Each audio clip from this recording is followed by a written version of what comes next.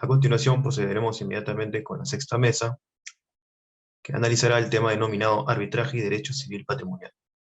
En esta oportunidad tendremos como moderador al doctor Gonzalo García Calderón, árbitro y socio del estudio García Calderón Abogados y Asociados, y como ponentes contaremos con la participación del doctor Gastón Fernández Cruz, socio del estudio Fernández y Vargas Abogados, el doctor Rómulo Morales Herbias, árbitro y docente del Departamento de Derecho de la PUC, la doctora Roxana Jiménez Vargas Machuca, árbitro y consultor independiente, el doctor Leiser León Hilario, consultor de Filippi Prieto Carriosa, Ferrero DU y Uria, y el doctor Enrique Ferrando Gamarra, socio principal del estudio Osterling Abogados. En ese sentido, le damos el pase al doctor Gonzalo García Calderón en su calidad de moderador. Muchísimas gracias. Antes que nada, agradecer sobre todo a los organizadores.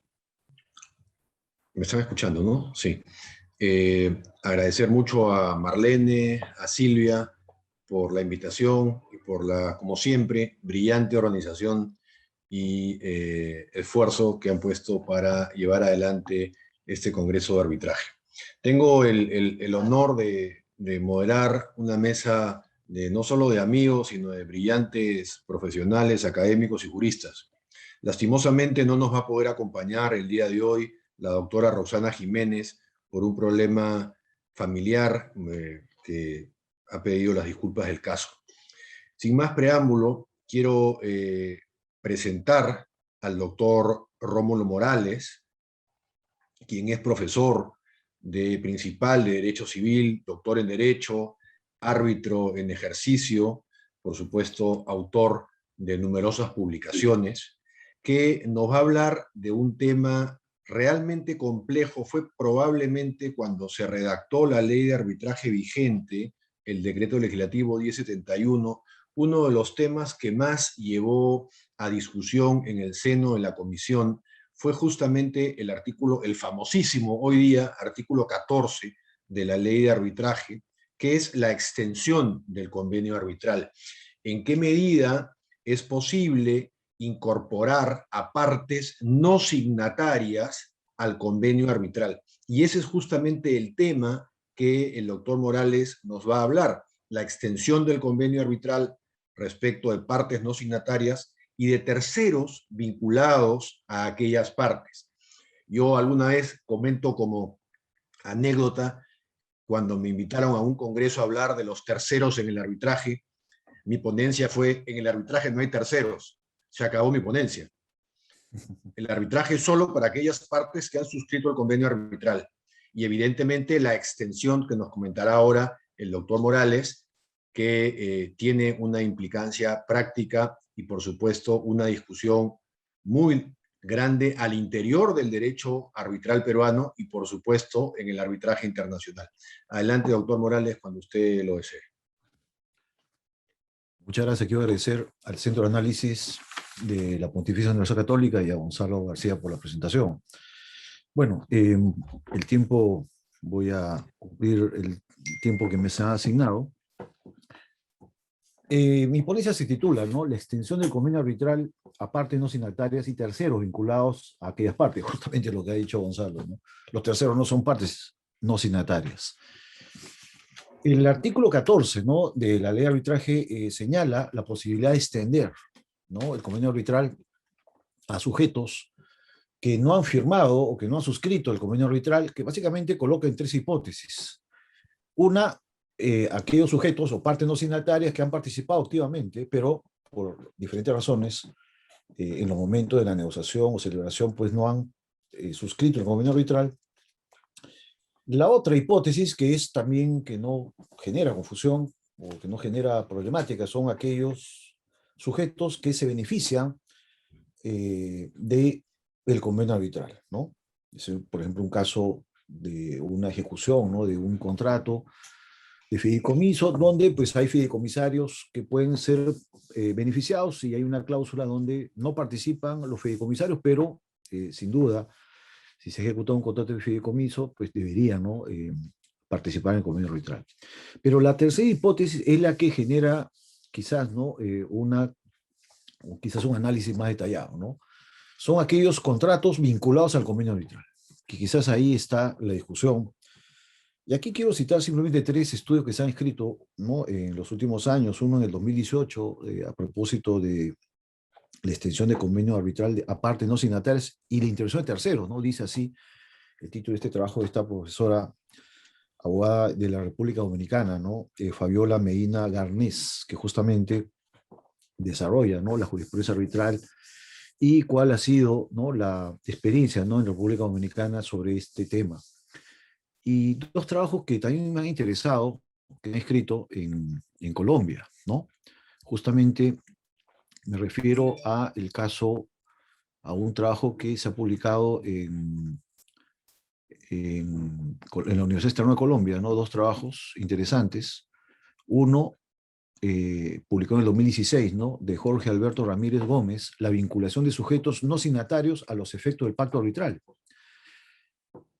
Otro que sí me interesó bastante, ¿no?, que es de la profesora colombiana Luisa María Brito Nieto, ¿no?, titulado El acuerdo de arbitraje, los sujetos no signatarios en los contratos coligados. Justamente, ¿no?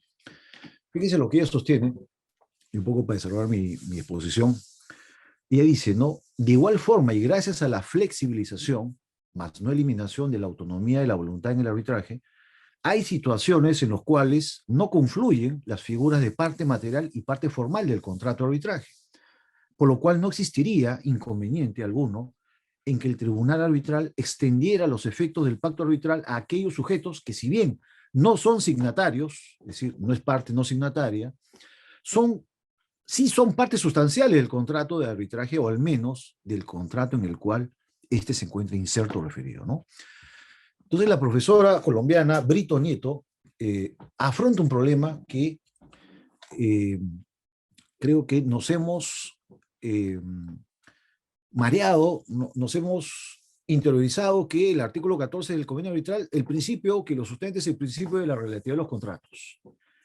Justamente esta categoría de los contratos coligados o conexos es una categoría que tiene viejo desarrollo, ¿no?, en el derecho de los contratos desde Alemania, Italia, Portugal, Brasil, por ejemplo, que en el Perú no ha habido un desarrollo, ¿no?, sobre esta categoría del contrato coligado. Es decir, hay contratos que están vinculados al contrato, que es materia de una controversia arbitral y donde hay un convenio, pero por alguna razón no participa, ¿no? Hay un estudio, ¿no?, que escribió el profesor Fernando Contó-Arias analizando algunas jurisprudencias, ¿no?, del Common Law y sobre todo de la Corte de Arbitraje. Y en este estudio él cita varios casos, y uno de esos casos que se menciona, ¿no?, hay un caso que es reiterativo en esta discusión, el caso Dow Chemical versus Isover Saint-Gobain, que es un caso que se ve en París, Tribunal París, caso CCI 1-4131, ¿no? Pero este es un caso que tiene que ver con un grupo de empresas, ¿no? Es decir, hay una matriz y hay filiales. Ahora, no necesariamente estamos frente a contratos coligados, sino contratos vinculados, ¿no? Yo voy a contar una experiencia que yo he vivido, que justamente puede un poco graficar, ¿no?, más allá de este caso que en realidad que estudia Cantuarias, ¿no?, que hay varios contratos, pues todos están vinculados porque hay filiales y matriz, bueno, pero no necesariamente son de contratos coligados o vinculados, o conexos, como dicen los españoles o argentinos. El caso que les comento es el siguiente, ¿no? Un contrato de concesión y hay un contrato de supervisión. Como saben, el contrato de supervisión es un contrato derivado del contrato de concesión. Y normalmente los contratos de concesión se señala que la supervisión de la obra pública la va a ejecutar o la va a realizar un tercero, que quien va a contratar va a ser normalmente es un ente estatal, ¿no?, un organismo regulador que contratará con supervisor. Pero ni el supervisor ni el organismo regulador son parte del contrato de concesión. Pero además, quien le va a pagar al supervisor no es el organismo regulador, es el concesionario. Entonces, yo estuve en un arbitraje justamente donde quien demanda es el supervisor al organismo regulador, y el organismo regulador dice, un momentito, pero yo no te pago a ti, quien te paga a ti es el concesionario, ¿no? Entonces ahí se discutió en el tribunal arbitral, ¿no? Y se dice, no, pero el principio de la relatividad de los contratos. solo participan en el arbitraje los que han celebrado el contrato. Es decir, el convenio arbitral que está regulado en el contrato de supervisión no contempla la participación del concesionario, ¿no? Pero ahí justamente está el problema, porque en mi opinión sí permite el artículo 14 cuando habla de que el convenio arbitral esté vinculado a otro contrato, a otro convenio. La pregunta es, ¿acaso no está o no estaba relacionado este contrato de supervisión con el contrato de concesión? Más aún cuando el contrato de supervisión era un contrato derivado del contrato principal, que era el contrato de concesión. Peor todavía, quien le pagaba a supervisor no era el organismo regulador, era el concesionario de otro contrato. De hecho, que hay una vinculación, ¿no? Este caso, les comento, y los casos que menciona la profesora de República Dominicana, y los casos que se mencionan en estos dos trabajos que he mencionado, comprueban que estamos frente a una nueva categoría de un contrato coligado que se basa fundamentalmente no en el principio de la realidad de los contratos, sino en el principio de la autonomía privada.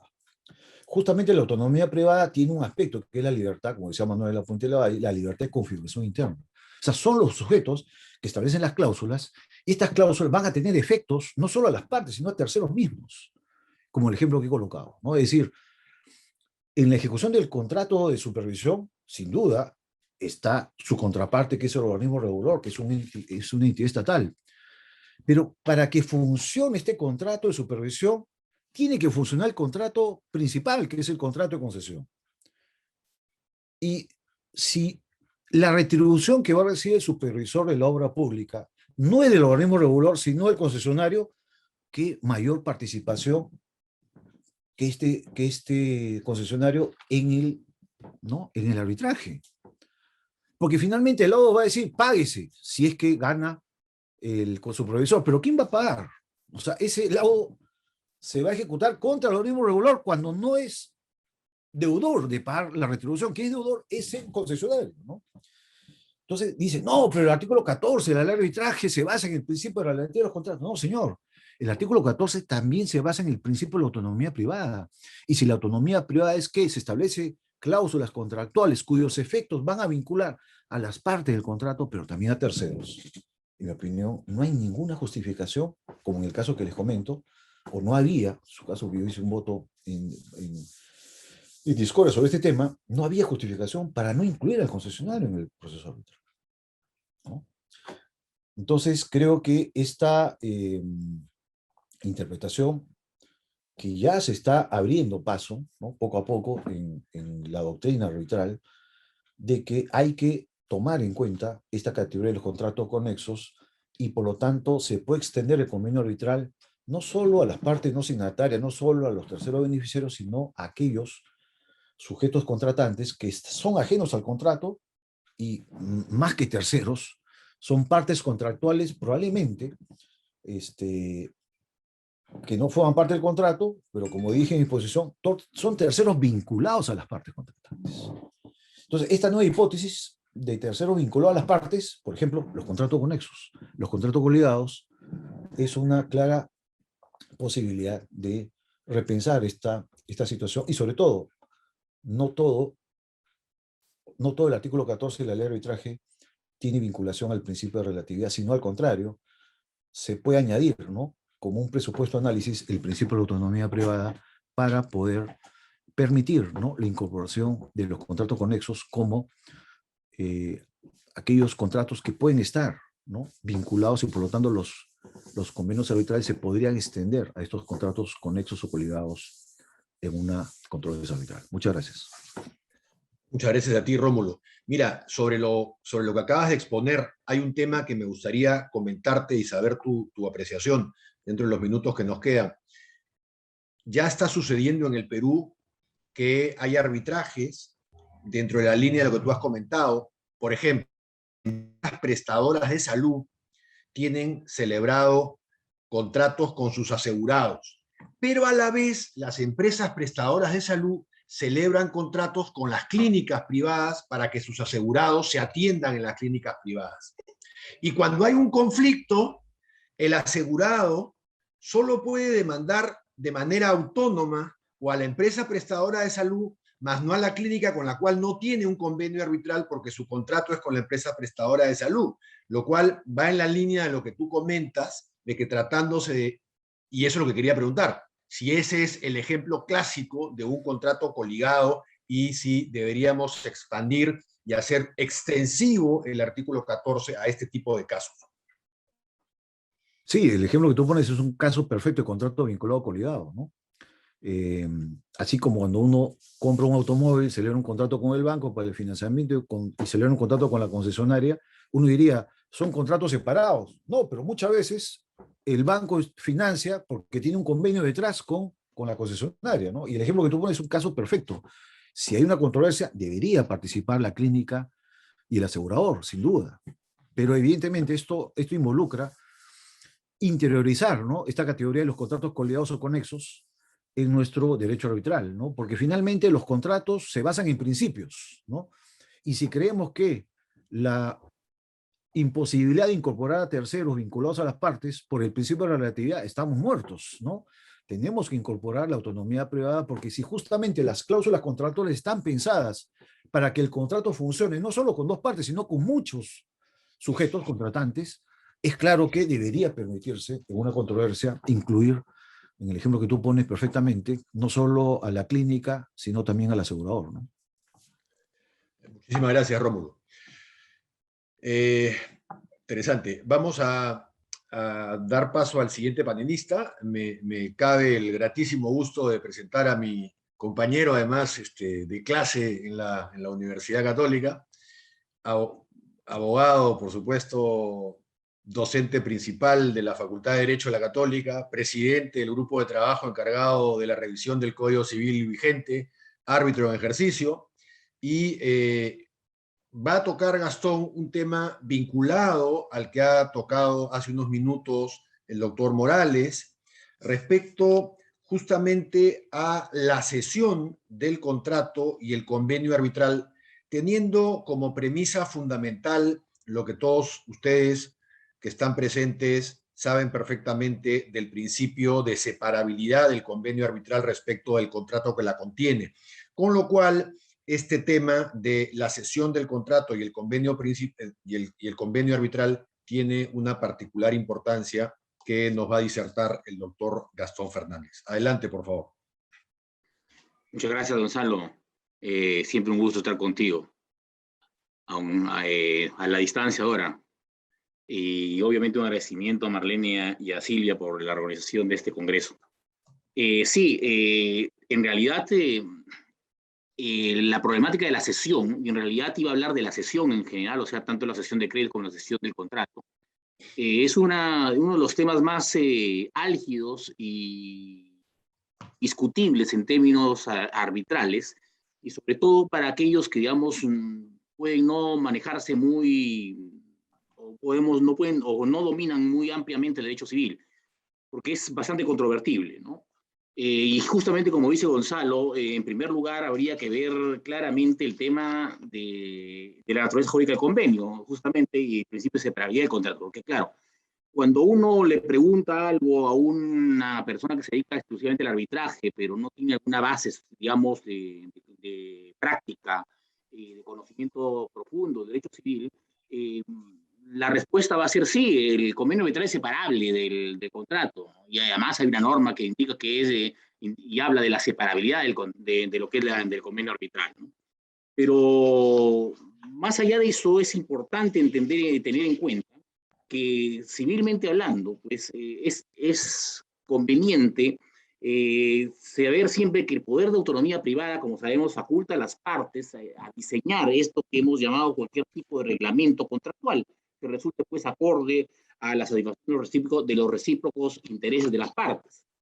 Y por esto, en realidad, el convenio arbitral, por lo general, como sabemos, tiene una naturaleza que es de cláusula contractual, independientemente, claro está, de que puede tener una autonomía fuera de un contrato determinado, o sea, puede existir en un documento distinto al contrato. Pero la normalidad, o digamos, la habitualidad es que el convenio arbitral siempre esté inserto como cláusula de un contrato determinado. Al respecto, por ejemplo, por eso, Rocco nos recordaba que la cláusula es la unidad elemental del texto, ¿no? Y por consiguiente del reglamento contractual. es una disposición, digamos, homogénea con la cual las partes regulan un determinado aspecto de su relación nacida justamente de un contrato. Y en ese sentido, el concepto de cláusula puede ser y debe ser visto de dos puntos de vista muy claros, el formal y el sustancial. Desde un sentido formal, es sencillo entender que el contrato se refiere en general al conjunto de las declaraciones que forman parte de un acuerdo contractual, y en donde entonces la noción de cláusula, en un sentido formal, sirve exclusivamente para referirnos a cualquier proposición del texto contractual. Ahí está la cláusula X, la cláusula fulana, la cláusula sultana. Pero desde un punto de vista sustancial, el contenido del contrato debe ser entendido como el conjunto de las disposiciones contractuales mediante las cuales los contratantes determinan la relación contractual. Y en ese sentido, el vocablo cláusula es entendido como aquella que tiene por fundamento la naturaleza preceptiva del acto de voluntad. ¿Y a qué se refiere esto? Pues es que justamente entonces, hablando desde este punto de vista de carácter sustancial de las cláusulas contractuales, podemos perfectamente diferenciar dos tipos de cláusulas. La cláusula negocio versus la llamada cláusula parte. La cláusula parte, pues, es aquella que está referida al reconocimiento de una parte de un reglamento contractual y que reconoce, esto es lo importante, una causa única negociada. Es decir, tenemos un grupo, digamos, un reglamento contractual formado por diferentes cláusulas que entonces forman un todo unido por una única causa.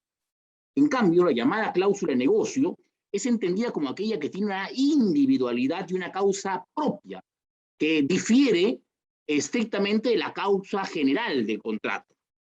Y en este sentido, entonces, hablar de la cláusula de negocio se refiere a un precepto negocial autónomo, es decir, un elemento del contenido al cual, a pesar de la compleja unidad de las estipulaciones contractuales, le corresponde un propio efecto jurídico. Por esto, si quiero, decía en Italia, o dice en Italia, respecto a la distinción entre las nociones de cláusula parte y cláusula de negocio, que la primera se encuadra pues en la unidad negocial bajo el perfil de la misma causa, mientras que la segunda se caracteriza por su función propia, que son específicos negocios autónomos, como el caso justamente del convenio arbitral, por lo que a la denominada cláusula de negocio se le conoce también con el nombre usual de cláusula autosuficiente, que es el término que normalmente la doctrina comparada usa para referirse a este tipo de cláusulas. En este sentido, es importante pues recordar que desde el punto de vista entonces de la naturaleza contractual, civil contractual del convenio arbitral, este constituye justamente una cláusula autosuficiente, como hay muchas otras que son usuales en términos de los programas contractuales. Junto a la cláusula arbitral, ustedes recordarán la que es usual, por ejemplo, en un diseño de un programa contractual, hablar de la cláusula penal, por ejemplo, hablar de la cláusula de confidencialidad, la cláusula de irresponsabilidad, la cláusula de indemnidad o la cláusula de ley aplicable. Es decir, son básicamente supuestos diversos que he enunciado, sobre los cuales estrictamente se refiere a la posibilidad de esta separabilidad del convenio arbitral desde el punto de vista civil, porque constituye justamente una cláusula autosuficiente del contrato. Bien, esto es importante porque tiene una incidencia con la posibilidad que vamos a ver inmediatamente sobre la sesión finalmente de alguna estipulación del contrato o del contrato todo, ¿no? Se ha escrito poco, digamos, sobre esta materia en el Perú, ¿no? Recuerdo básicamente un artículo del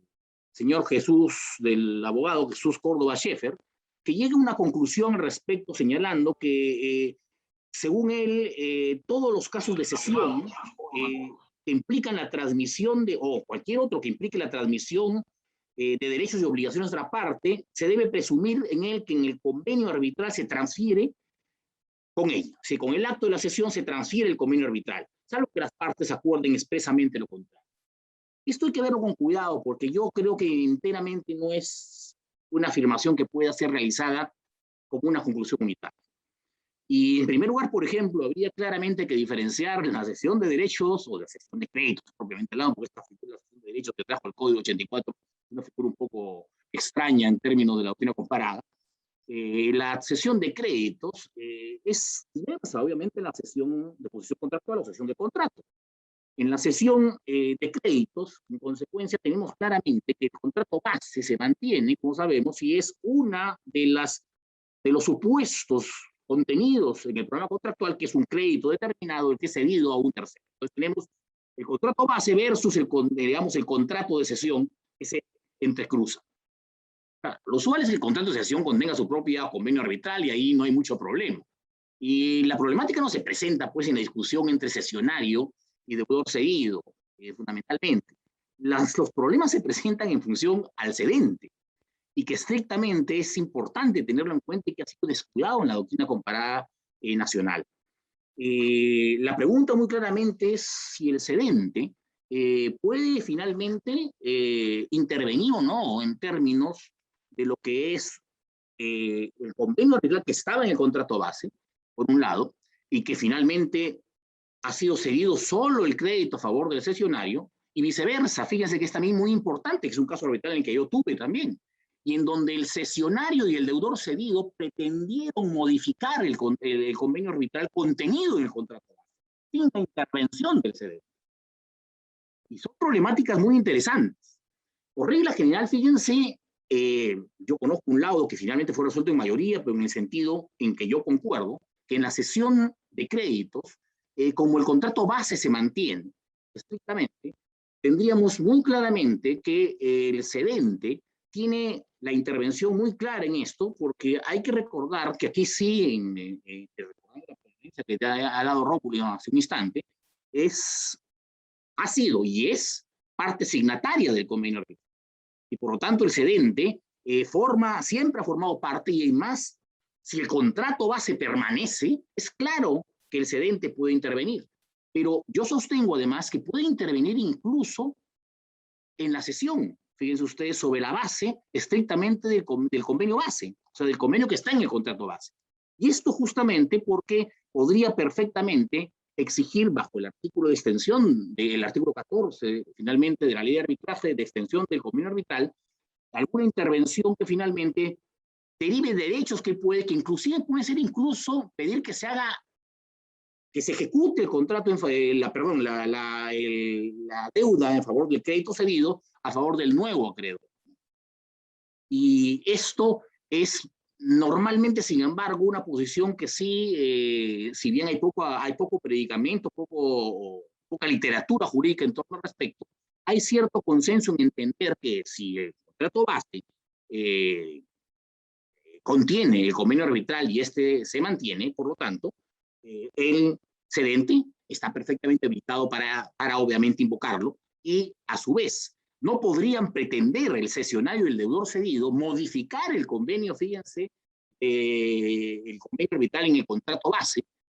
Imagínense un supuesto en que no han pactado pues finalmente un convenio en el contrato de cesión sin intervención del cedente, porque estarían modificando alcances que finalmente involucran a una parte signataria que finalmente no podría tener el alcance o intervenir en la modificación de este convenio arbitral indicado en el contrato base. El problema más diverso, más agudo, es el de la cesión del contrato. En realidad, en la cesión de contratos, sabemos o se nos indica que finalmente tenemos claramente una intervención en donde el cedente se aparta del contrato y consecuentemente es reemplazado por el cesionario, que pasa a ocupar su lugar. Lo enseñamos en clase, en general los civilistas decimos, pues es como si el señor cedente hubiese dejado sus zapatos y vino otro y se calza en esa posición. Eso no es enteramente tampoco cierto, de decir se fue el cedente y finalmente no hay nada más que pueda hacer, ni siquiera invocar un convenio arbitral del cual él fue y sigue siendo signatario, si ustedes se dan cuenta, por más que haya salido del contrato. Y esto es importante tenerlo en cuenta porque, en primer lugar, la cesión de contrato tiene su problemática muy clara. Uno, en primer lugar, los efectos que produce la cesión de contrato, que en términos generales son efectos ex nunc, es decir, no son retroactivos.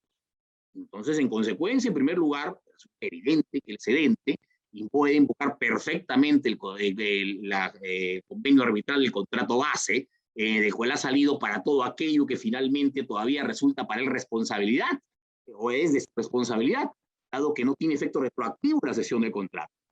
Pero inclusive aún cuando se hubiese pactado, fíjense ustedes que esta cesión es transferida con efectos retroactivos o en su defecto, con efectos ex nunc, y se produce un evento que suscita una problemática respecto a lo que es finalmente los efectos materia ya de la cesión, también podemos discutir muy detalladamente en otra oportunidad, claramente, porque estamos haciendo casi un resumen general del tema, da el tiempo, digamos, que se nos ha pedido respetar, y es que en ese sentido, vamos a ver que justamente el cedente también podría perfectamente tener cierta incidencia como tercero interesado y que podría en principio tener algunos derechos derivados o invocar algo respecto a lo que estrictamente es este contrato del cual ha salido. Y para esto, ahí sí, al haber salido, digamos, lo que tendríamos que discutir es que si su intervención en realidad es o puede ser a título de parte signataria, en términos porque no hay duda que suscribió el convenio en su momento, o en su efecto al haber salido y ser reemplazado en la posición contractual por el cesionario, si su intervención invocando algún derecho estrictamente sobre ello, sería con calidad de parte no signataria. Podemos establecer una serie de curaciones. Y le decía, ya me estoy pasando el tiempo, que la temática que en realidad he hecho una pincelada es bastante profunda y poco tratada en términos de la doctrina comparada. Y la doctrina comparada arbitral, porque permítanme que les diga, o sea, en realidad requiere un conocimiento civil muy fuerte, muy sólido, para estrictamente discutir los alcances justamente en el convenio arbitral de la cesión, sea en la cesión de créditos o sea en la cesión de contrato. El tema, me disculparán, en realidad podría dar claramente para una disertación completa, digamos, de un ponente exclusivo, así que me quedo un poco, porque me he pasado ya 1 minuto y medio del tiempo que se me pidió respetar, y finalmente les quiero dejar planteado por lo menos la problemática civil en torno a lo que es la cesión, sea de la cesión estrictamente del crédito o sea del contrato. Muchas gracias. No, muchas gracias a ti, Gastón. No da para la repregunta, así es que voy a pasar de frente con nuestro tercer panelista. El doctor Leiser León es doctor en Derecho por la Escuela de Santa Ana de Pisa, profesor principal de Derecho Privado de la Católica, árbitro reconocido y, por supuesto, autor de diversas publicaciones y gran amigo y mejor persona. Él nos va a hablar de un tema sumamente interesante, que es el relativo a la autonomía testamentaria y arbitraje. Un poco en la línea de lo que vimos en el panel anterior, es decir, cómo el arbitraje puede, por su porosidad, por la posibilidad de adecuarse a una serie de instituciones o categorías jurídicas, entrar a resolver conflictos en materia de esta índole.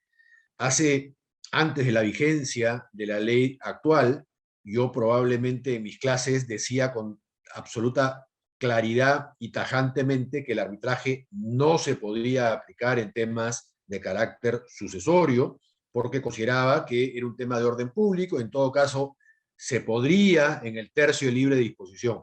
Sin embargo, la ley ha considerado el arbitraje sucesorio y sobre ese interesantísimo tema nos va a hablar el doctor Leiser León. Adelante, por favor. Muchas gracias, querido Gonzalo, por tus palabras de presentación. Gracias a Marlene y a Silvia por no solamente su dedicación a la organización del Congreso, sino por la deferencia de haber ya reiteradamente haber deparado un espacio para vincular el arbitraje con los temas de derecho civil clásicos y que siempre en realidad mantienen una actualidad, como el caso de la autonomía testamentaria, el derecho de sucesiones. Creo que el tema como adivinándonos la mente con el profesor Fernández, no podía haber sido mejor elegido, porque él ha culminado su exposición haciendo un llamado a tener muy presentes las instituciones de derecho civil, también, obviamente, en el caso de la práctica como árbitro. Nosotros, desde hace mucho tiempo, lo sabe bien el presidente de la mesa, hemos insistido en la necesidad de que los árbitros asuman la tarea de conocer e instruirse en la materia sobre la que se pronuncia. Este es un cometido, este es un compromiso moral, deontológico, que va mucho más allá de la formación en arbitraje. Existe, por supuesto, una necesidad de conocer en todas sus aristas la mecánica de la justicia privada, pero igualmente un compromiso de tal vez no dominar, pero sí instruirse con profundidad y responsabilidad en las materias sobre las que estamos llamados a pronunciarnos cuando recibimos el honroso encargo de desempeñarnos como árbitros. Dicho eso, voy a realizar la exposición. Si me permiten, voy a compartir la pantalla. Tengo una pequeña presentación. Vamos a hablar del arbitraje testamentario.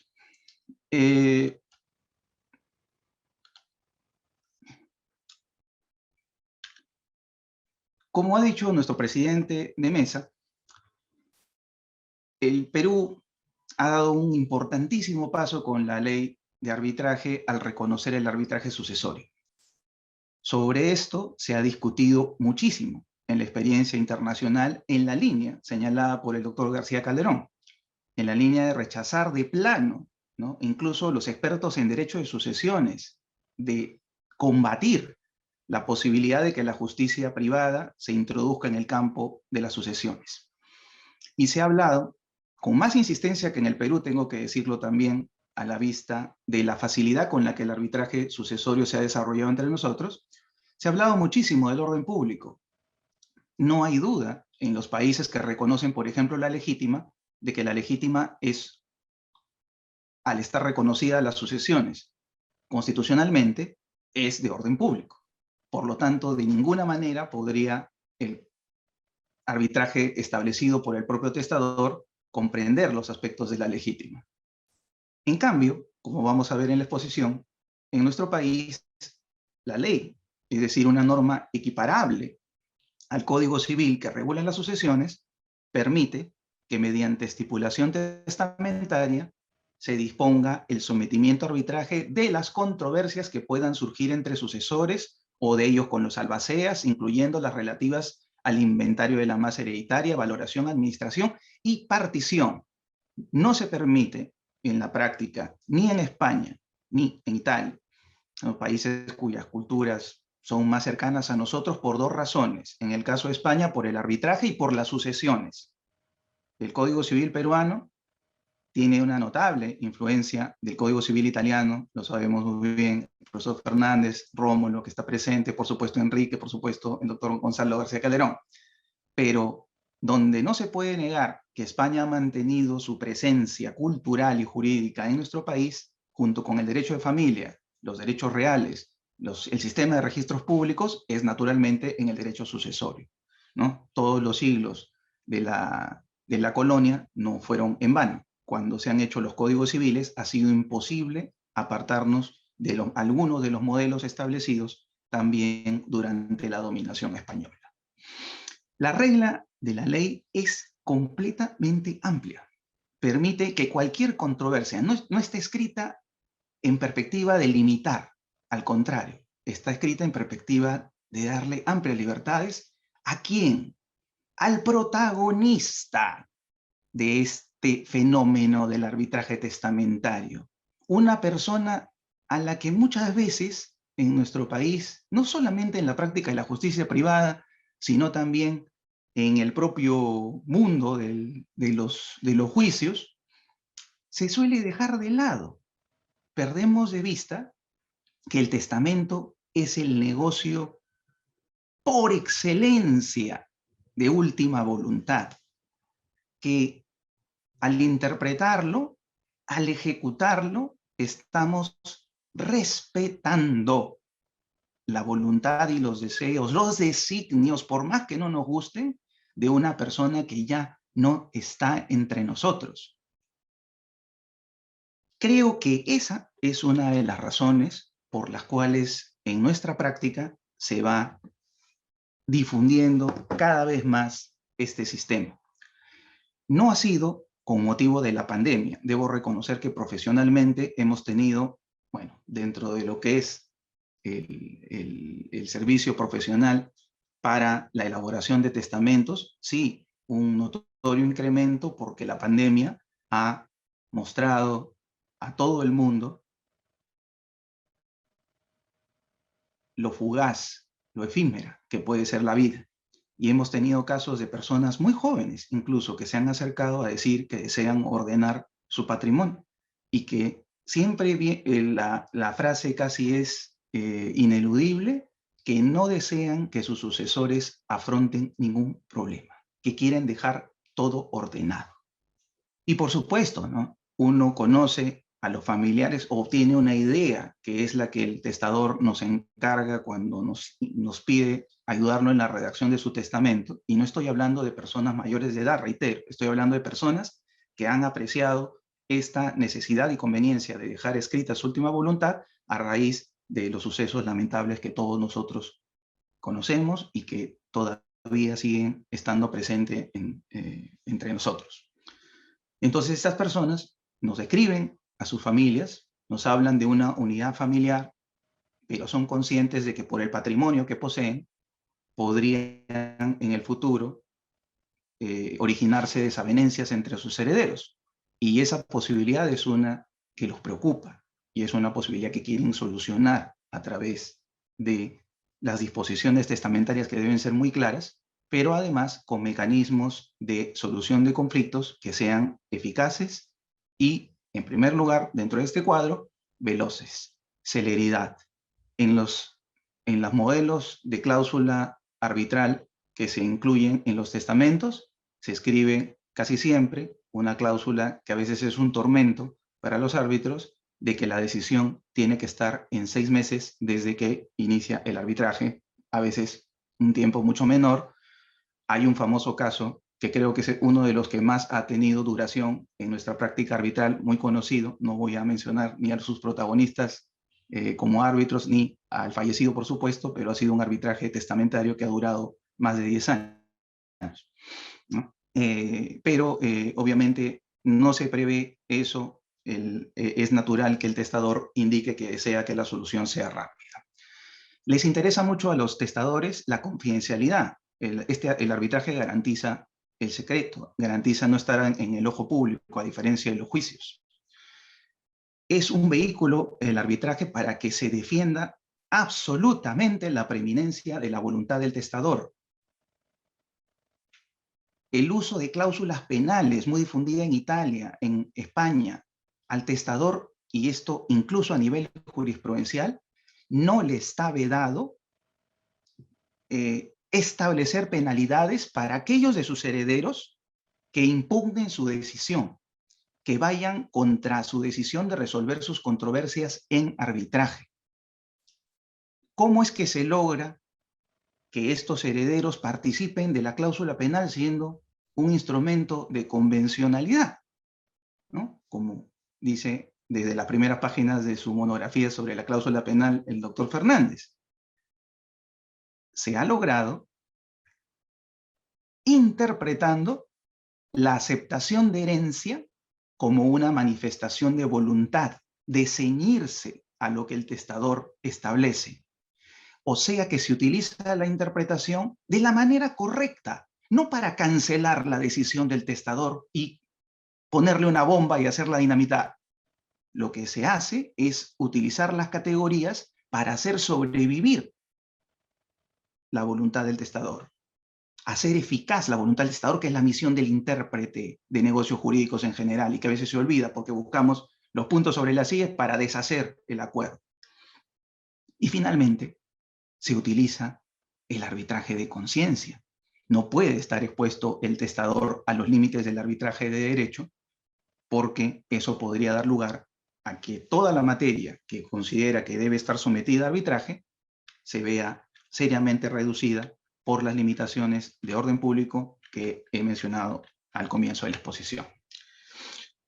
¿Qué límites se reconocen? Son muy pocos, ¿no? Pero los que han dado lugar a controversias son los siguientes, en la experiencia extranjera que he podido revisar, ¿no? Me repito que me he limitado a aquella que es más cercana a la nuestra. Si es que se revisa jurisprudencia inglesa o textos ingleses sobre arbitraje hereditario, la libertad es total porque el testamento es libre. En el testamento no hay límites. Se puede dejar la fortuna, como decía en los ejemplos de su clase, en la universidad el profesor Gastón Fernández Cruz, a una fundación que tiene a su cargo la custodia de una mascota, por ejemplo, ¿no? No hay límites para el testamento y por lo tanto no hay límites para el arbitraje tampoco. El testador no puede nombrar al árbitro. Eso está descartado. El nombramiento del árbitro tiene que realizarse a través de un centro o tiene que decirse que va a ser el resultado del acuerdo entre los herederos y si ellos no están de acuerdo, incluso pueden intervenir los abogados que han colaborado en la elaboración del testamento o el estudio de abogados que ha prestado el servicio para la elaboración del testamento. Y existe un impedimento también para interferir en las normas sucesorias que se consideran de orden público. ¿Cuáles son ellas? La legítima, la colación y algunas otras, como por ejemplo serían la validez, la oponibilidad plena de las disposiciones en favor del alma, que son un clásico del derecho español, las disposiciones espirituales que el testador haya incluido en su testamento y que deben ser celosamente respetadas. En el año de la pandemia, el Tribunal Supremo Español se ha pronunciado en probablemente el más importante caso histórico sobre posible anulación de un laudo arbitral sobre testamentos. Un laudo arbitral en el que se ha pronunciado el Tribunal Arbitral sobre la distribución de la herencia, se ha pronunciado sobre la colación, se ha pronunciado asignando y ya inequívocamente, en definitiva, ciertos bienes, ha dado certeza a las disposiciones testamentarias. Aquí he incluido, bueno, como no voy a leerlo, es la parte en la que el Tribunal Supremo pone lo que ha concluido el arbitraje, incluso la parte de las costas también la incluye.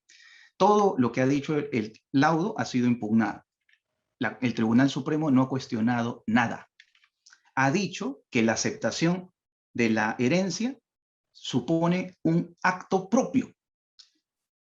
Tanto el profesor Morales Servias como yo hemos combatido la teoría de los actos propios teóricamente en múltiples seminarios y a través de nuestros escritos por el abuso que se ha hecho de esa doctrina. Pero no hay cómo desconocer que la teoría de los actos propios ha ganado un espacio en el procedimiento arbitral alrededor del mundo.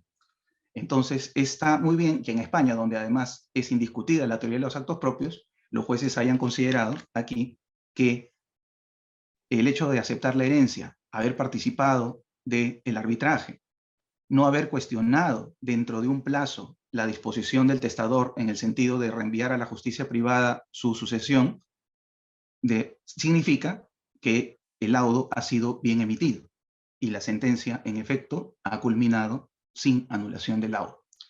Es muy interesante leerles una sentencia algo extensa, son casi 20 páginas, y tiene la particularidad de ser una sentencia que se ha ponderado durante el año de la pandemia. La demanda ingresó en enero del año 2020 y se ha seguido todas las audiencias y todas las actuaciones de manera virtual, ¿no? Como también está ocurriendo entre nosotros en el mundo del arbitraje y en el mundo de la justicia ordinaria. Voy a terminar mostrando un modelo de un testamento reciente que hemos preparado, ¿no? Tiene cláusulas que son obviamente, bueno, la persona, por cierto, a la que le he preparado este testamento, le he informado que voy a mostrar algunas de las cosas que hemos preparado para ella. Hay muchas más asignaciones, disposiciones dentro de, ¿no? Por ejemplo, él elige, ¿no? O le da un papel importante al estudio en la ejecución de su última voluntad, pero eso no viene al caso, ¿no? Basta señalar que se hace una remisión al decreto legislativo, a la regla donde está establecido que es posible el arbitraje sucesorio, se hace mención de la competencia que van a tener los árbitros para interpretar el testamento, para realizar el inventario, para valorizar, administrar y partir los bienes. Estamos dentro de lo que no es atentado contra la legítima, conociendo el derecho, Y esto es bien importante, como es un arbitraje de conciencia, el respeto post-mortem de los acuerdos celebrados con sus hermanos, en este caso sobre la gestión del accionariado de nuestras empresas familiares. Es una familia con un nombre en el mundo empresarial, y en paralelo han elaborado protocolos familiares para la gestión de sus empresas en las siguientes generaciones de su apellido paterno. Entonces, qué mejor oportunidad que qué mejor oportunidad que el testamento, la última voluntad y esta cláusula para hacer también que entre dentro de la competencia de los árbitros, bajo arbitraje de conciencia, el valor que pueden tener los protocolos familiares que en el Perú todavía se encuentran a la espera de ser regulados y reconocidos como vinculantes por la legislación. Es una práctica que no puede ser impedida. Es una práctica importante que da seguridad y garantiza para las personas que crearon un patrimonio, que crearon una empresa, que batallaron toda su vida para poder lograr una posición generando puestos de trabajo. Así es como ellos valoran su esfuerzo, puedan tener alguna seguridad por lo menos de que su legado se va a mantener en el futuro. Se escoge el centro de arbitraje. Se puede incluir en esta cláusula que el árbitro, porque siempre se utiliza o se tiende a utilizar árbitro único, ¿no? Que el árbitro sea elegido por el centro y que sea una persona experta en sucesiones. Que sea un arbitraje de conciencia no significa que se pueda atentar contra las reglas de orden público. Creo que sobre eso ha habido siempre un debate, ¿no? Hay quienes piensan que el arbitraje de conciencia es una licencia para poder ir incluso contra las normas de orden público. Al margen de ese debate, si es que se utiliza esta cláusula arbitral para conducir al mundo de la justicia privada las controversias sobre sucesiones, no hay razón para excluir la posibilidad de que el centro elija dentro de sus árbitros expertos en sucesiones. Y finalmente se puede también disponer que los costos administrativos y todo lo demás se cargue a la propia masa hereditaria del testador, ¿no? Con lo cual evita impedirle el ejercicio de sus derechos de defensa a sus herederos, si es que algún heredero recibió menos que el otro, por ejemplo. Y simplemente los costos de defensa y patrocinio están a cargo de cada uno de los herederos que participen en el arbitraje. En suma, el arbitraje sucesorio en nuestro país es una muy buena alternativa para no solamente garantizar la confidencialidad, la celeridad, la eficacia en la solución de las controversias a una persona que dispone para, después de su vida, cómo es que se va a distribuir su patrimonio, sino que también es una excelente ocasión para recordar la importancia en el derecho civil y en el derecho sucesorio en particular de respetar absolutamente como un verdadero compromiso de los abogados y de quienes intervengan en la elaboración de los negocios testamentarios la voluntad del testador. Muchas gracias. No, muchas gracias a ti, Leiser, y por el cumplimiento exacto del tiempo.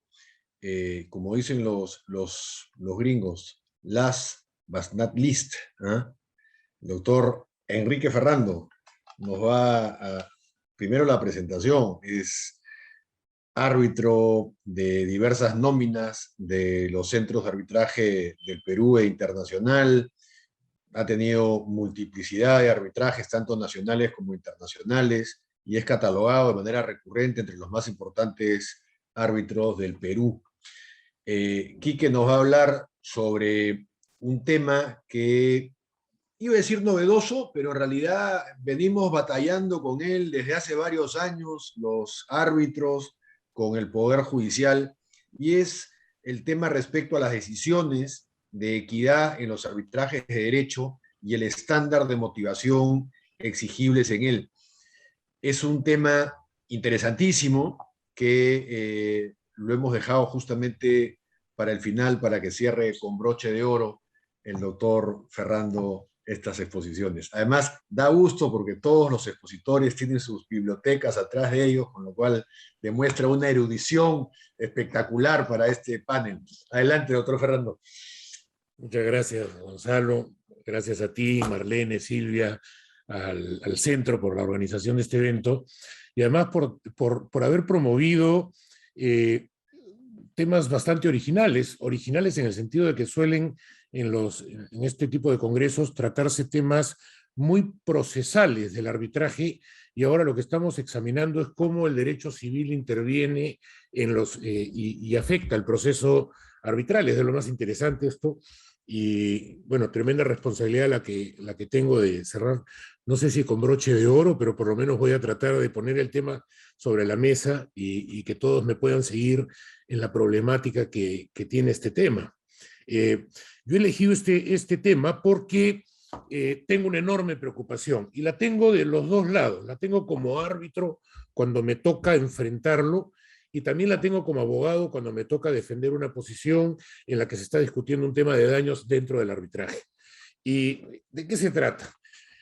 No quiero distraerme demasiado hablando del estándar de motivación, que es en sí mismo todo un tema de discusión, en donde hasta ahora en el Perú no nos ponemos de acuerdo cuál debe ser ese estándar. Los árbitros, los que estamos del lado de los tribunales arbitrales, tenemos el sesgo del árbitro, y entonces pensamos que la motivación no debe ser tan estricta, ¿no es cierto? Y cuando vamos al Poder Judicial nos encontramos con el sesgo de los jueces que dicen, no, acá tenemos que aplicar criterios que sean equivalentes al de una sentencia judicial, y también tenemos el sesgo de las partes litigantes y de los abogados defensores que, según como venga la mano, van a defender un estándar más estricto o menos estricto, según eso pueda contribuir o no a lograr la anulación del laudo, o a lograr que el laudo prevalezca y no sea anulado.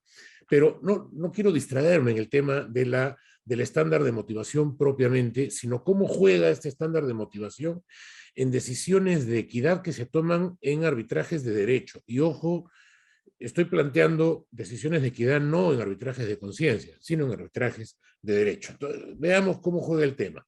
Primero tenemos que en la ley de arbitraje se establece que todo laudo debe ser motivado, salvo que las partes hayan pactado que eso no es necesario. Yo honestamente, en mi experiencia arbitral en Perú y en algunos arbitrajes internacionales, nunca he visto un pacto en el que se exonere de la motivación a los árbitros, pero sí he visto ese tipo de pactos, por ejemplo, en el derecho anglosajón, ¿no es cierto? No he tenido la oportunidad de participar activamente en esos arbitrajes, pero sí en la formación del contrato, y ahí es más común decir, oye, el arbitraje, le encargamos al árbitro que tome la decisión y no tiene que dar ninguna razón, ningún motivo, ¿no? Pero no he tenido esa oportunidad siendo árbitro, por ejemplo, y tampoco en contratos en que yo haya redactado. Entonces, no toquemos esa parte, vamos a concentrarnos en el hecho de que tiene que haber motivación, y no entremos a la discusión de cuál debe ser ese estándar, simplemente tiene que haber motivación. El Tribunal Constitucional ha relacionado el deber de motivación de los laudos arbitrales al artículo 139 de la Constitución, que establece como una de las garantías de la Administración de Justicia que el laudo tiene que ser motivado. Entonces, no discutamos más, tiene que ser motivado. Y hay además jurisprudencia tanto de la Corte Suprema como del Tribunal Constitucional que explica cuál debe ser ese estándar, ¿no es cierto? Y además es un poco menos tremendista de lo que a veces solemos explicarlo, porque lo que se dice en esta jurisprudencia es, tiene que haber una justificación suficiente de la decisión que se está adoptando, una justificación suficiente. No de menos, no tiene que ser ampulosa, no tiene que ser demasiado amplia, ¿no es cierto? Debe ser suficiente. Hay que explicar cómo uno llegó a la decisión. Y si la explicación no aparece del propio texto de la decisión, entonces está mal motivado o está insuficiente motivado, y por lo tanto se puede obtener la nulidad de ese laudo por insuficiencia en la motivación.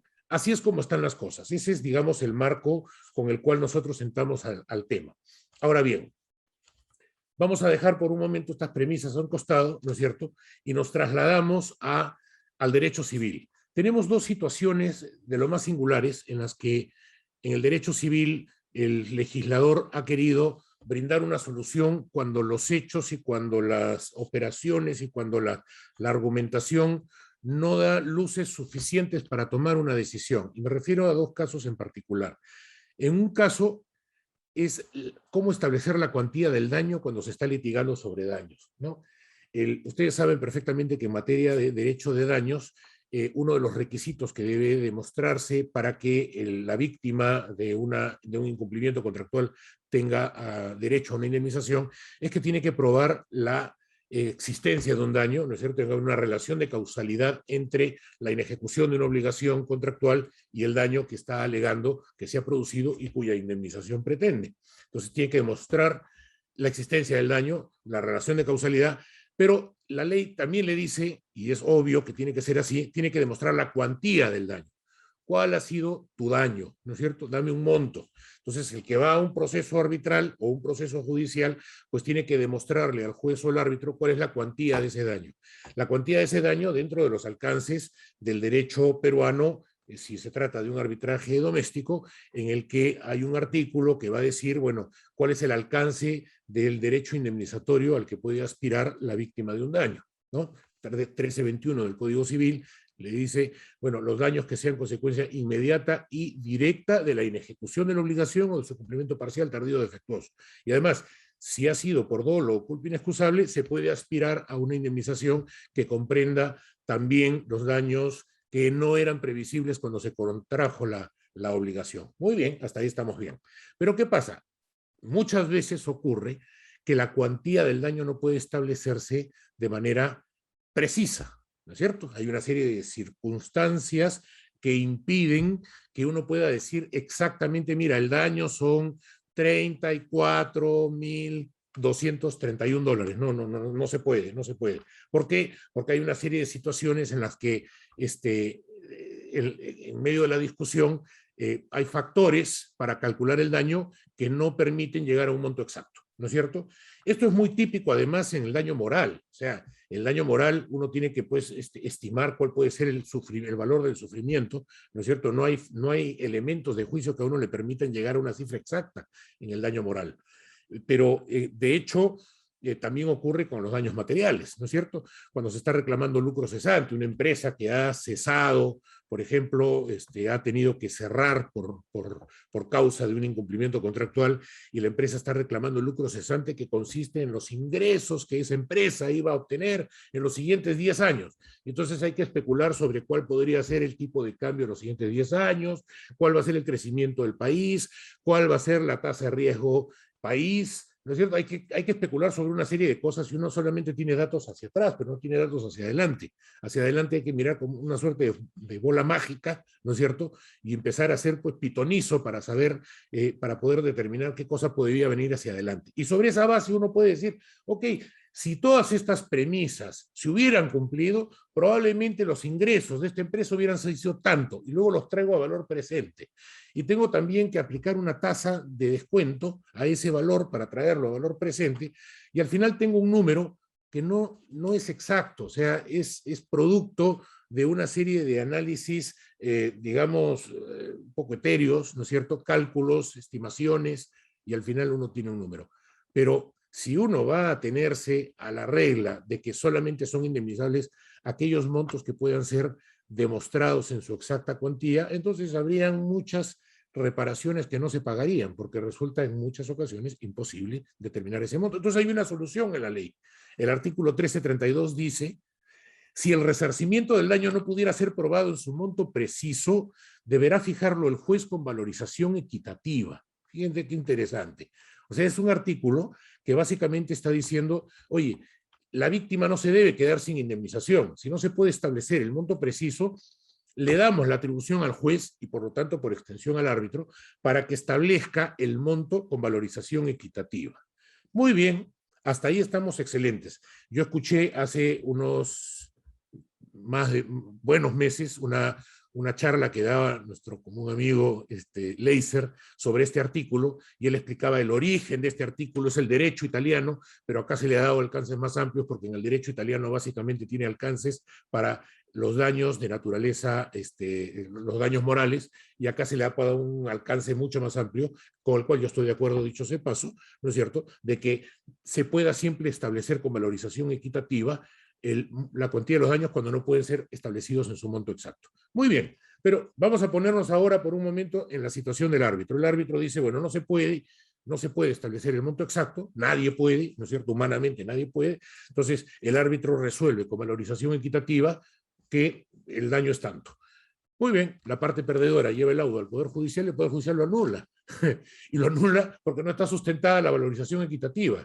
Es decir, porque no está el sustento matemático que demuestre que ese monto que ha establecido el tribunal arbitral es verdaderamente el monto, pero es que justamente no se puede, pues por eso es que el artículo ha establecido valorización equitativa, porque está buscando el criterio de equidad del árbitro, no arbitrariedad, pero está buscando el criterio de equidad para que el árbitro, dentro de los elementos que razonablemente se han ventilado en el proceso, establezca un monto. Y lo que quiere la ley es que ese monto se establezca. Es decir, que la víctima de un daño no se quede sin indemnización cuando está probado que hay daño, pero no se ha establecido la cuantía.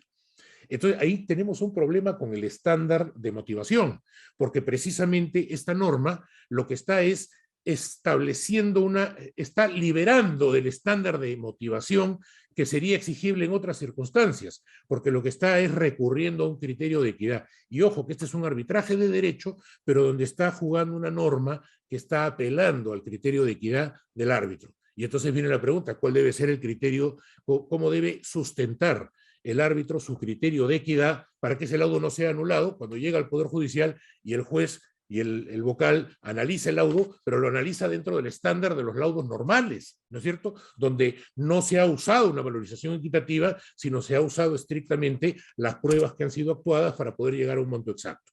Ahí tenemos un problema. Hay un segundo problema, también, digamos que hay varios, pero yo he identificado dos para esta charla, que es, el segundo es la reducción de la penalidad, también por criterio de equidad. ¿Qué pasa? La penalidad, como todos saben, en el derecho civil, es una forma en el que las partes pueden anticipar el monto de los daños y establecer que si se produce un determinado incumplimiento, entonces la parte responsable de ese incumplimiento tendrá que pagar lo que el contrato ya ha anticipado que debe ser el monto indemnizatorio. Las partes han dicho, bueno, si tú haces tal cosa, la indemnización va a ser tanto. Ok, si hace tal cosa, pues tendrá que pagar la penalidad estipulada. Pero también sabemos que en el derecho peruano el sistema resarcitorio no es punitivo, es resarcitorio, el sistema de indemnización es resarcitorio, es decir, la indemnización persigue restablecer, digamos, la situación que tenía el agraviado con un incumplimiento que tenía antes del incumplimiento, hasta donde sea posible y dentro de los límites de la ley, desde luego. Pero entonces, lo que no persigue el sistema resarcitorio es enriquecer a la víctima, sino devolver lo que perdió, ¿no? Básicamente. Entonces, si la penalidad de pronto excede el monto del daño, el verdadero daño pues está en 10 y la penalidad está en 15. Entonces, resulta que por efecto del uso de esta institución, la víctima de un incumplimiento puede terminar enriqueciéndose a costa de un incumplimiento. Y la idea del sistema no es esa. Entonces, el derecho le permite a quien tenga que pagar esa indemnización o esa penalidad, le permite pedir una reducción de penalidad. Puede decir, oye, al final yo he cumplido una parte de este contrato, no he cumplido todo, solamente una parte, o claramente se aprecia que el monto de la penalidad está excediendo demasiado tus verdaderos daños, te estás enriqueciendo. Te le voy a pedir al juez que la reduzca. Y el juez puede reducirla, es una situación excepcional en la que el juez puede modificar, cambiar el alcance del acuerdo de voluntades. ¿Por qué? Porque hay un bien jurídico tutelado que es superior, que es no te enriquezcas a costa de la indemnización. Muy bien. Pero para reducir la penalidad vamos a tener nuevamente que recurrir al criterio de equidad, porque es muy probable que no hayan pruebas suficientes en el expediente sobre cuál es el verdadero daño. Es más, la penalidad, la existencia de la penalidad libera a la víctima de tener que probar el daño. Para eso tiene la penalidad, para no tener que afrontar la carga de la prueba sobre el daño. Entonces, quien pide la reducción de la penalidad tiene la carga de probar que la penalidad es excesiva, pero no tiene los elementos de juicio para demostrar que es excesiva, porque quien ha sufrido el daño es el otro. Entonces, ahí es donde el derecho entra en acción y le dice al juez, le dice al árbitro, oye, aplica tu criterio de equidad y reduce equitativamente. Pero ahí nuevamente tenemos el problema. Si el árbitro o el juez aplica el criterio de equidad, entonces no va a tener cómo sustentar el monto exacto, porque está interviniendo su criterio de equidad. Si vamos con el estándar usual al Poder Judicial y le decimos acá se ha aplicado el criterio de equidad, probablemente la Corte Superior anula y dice, no, pues es que ahí no está sustentado cómo has llegado a ese número. Y de hecho hay casos, no sé si el tiempo quizás no, pero hay casos en los que esto ha ocurrido. Yo tengo un caso que además me impactó muchísimo, ¿no es cierto? Porque era precisamente un caso en el que se había reducido la penalidad porque era manifiestamente excesiva, pero el Poder Judicial anuló. Y anuló porque en el laudo no se había explicado que era manifiestamente excesiva y había que reducirla, pero no había explicado cómo habían llegado a una reducción del 75%. Entonces, como no se explicó, anuló, ¿no es cierto? Y entonces, ¿qué pasó? El tribunal recibió el caso, tuvo que laudar nuevamente y tuvo que inventarse pues algunos argumentos para que aparezcan ahí escritos por lo menos, pero no había forma de sustentarlo, simplemente se generó una apariencia de motivación, pero en la práctica lo que estaban era ratificando su criterio de equidad. Y entonces, cuando regresó el laudo nuevamente al Poder Judicial, ya no anularon. Pero el problema está allí, subsiste, que es cuál es el estándar de motivación que se debe cumplir o que se debe exigir cuando se producen decisiones de equidad en arbitrajes de derecho. El estándar, digamos, que está ya estandarizado en el Poder Judicial, no está sirviendo correctamente a la aplicación de estos preceptos y en cierta forma les está negando el alcance de equidad que estos artículos le otorgan al juez. Ahora, por cierto, esta es una exposición que tiene mucho sesgo del lado arbitral, ¿no es cierto? O sea, si yo soy árbitro, yo voy a querer proteger mi lado de equidad para que no me anulen el laudo. Pero ¿qué pasa cuando yo soy el abogado? ¿No? O sea, si yo soy el abogado y el árbitro defiende el criterio de equidad y me pone una cifra absurda, obviamente voy a decir, Dios mío, o sea, ¿qué locura es esta? O sea, le han dicho que actúe con criterio de equidad, no que sea arbitrario. Y entonces algún límite tiene que existir. Y ese límite ciertamente es exigible. Lo que digo y sostengo es que no se puede exigir el mismo estándar a este tipo de decisiones que el que se aplica en términos generales, pero sí tiene que haber cierta motivación, ciertamente tiene que haber algo de rango, tiene que haber razonabilidad en la decisión, porque si no nos vamos a enfrentar, y todos conocemos algunos casos absurdos, unas locuras, en donde se han establecido montos absurdamente altos, aplicando supuestamente criterio de equidad cuando no existía ninguna base. Eso también es inaceptable. Entonces hay que tener cuidado con esto.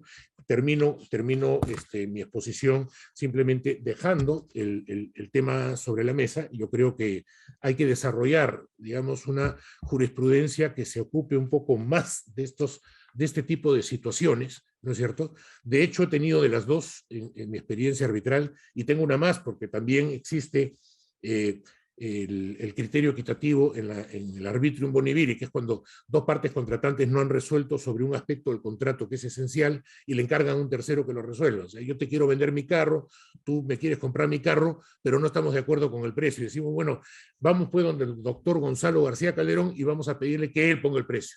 Y el doctor Gonzalo García Calderón puede poner, bueno, en el rango, el carro pues puede valer $5,000, $6,000, pero de repente se le ocurre decir $50,000, ¿no? Y la pregunta es, ¿tenemos que pagar los 50,000? O sea, hay un artículo en el Código Civil que establece que cuando uno no ha querido someterse a la decisión arbitraria del tercero, entonces tiene que actuar razonadamente, tiene que actuar con criterio de equidad.